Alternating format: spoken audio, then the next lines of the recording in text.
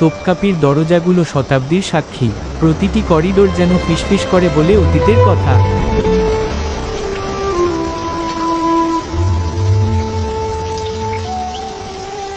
এক পা করে ভেতরে এগুলেই মনে হয় আপনি ঢুকে পড়ছেন ইতিহাসের গভীরে।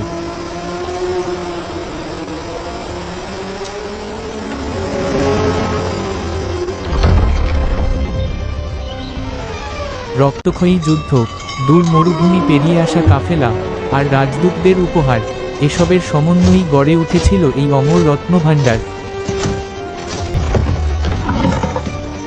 অন্ধকারের মাঝে হঠাৎ এক ঝলক আলো, যেটা স্পোনমাকর্স ডায়মন্ডের আলো, এই যেন আলোয় লেখা ইতিহাস।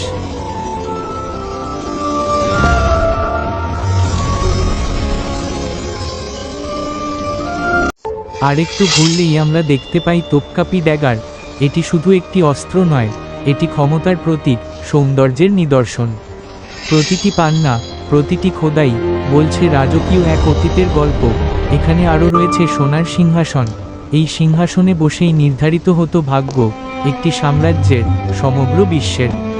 রত্নখচিত এই আসন শুধু সোনা নয়, এটি ক্ষমতার নিঃশব্দ ঘোষণা।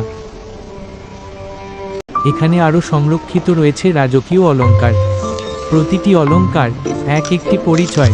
এগুলো শুধু সৌন্দর্যের জন্য নয়, এগুলো ছিল শক্তি, মর্যাদা আর রাজকীয় গৌরবের প্রতীক।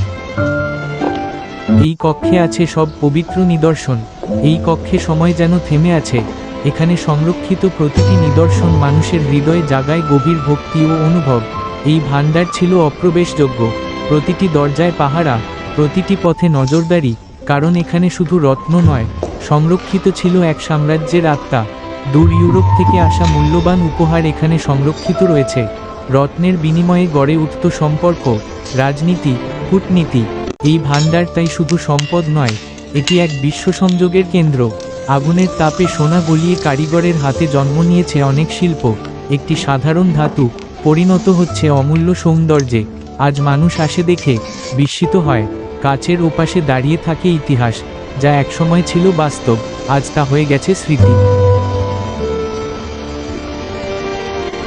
প্রতিটি রত্নের পেছনে লুকিয়ে আছে অজানা গল্প,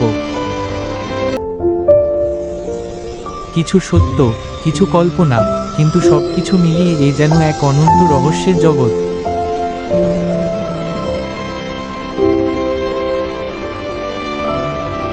কিন্তু পৃথিবীর নিয়ম অনুযায়ী সময় বদলায়, সাম্রাজ্য হারিয়ে যায়, কিন্তু ইতিহাস থেকে যায়।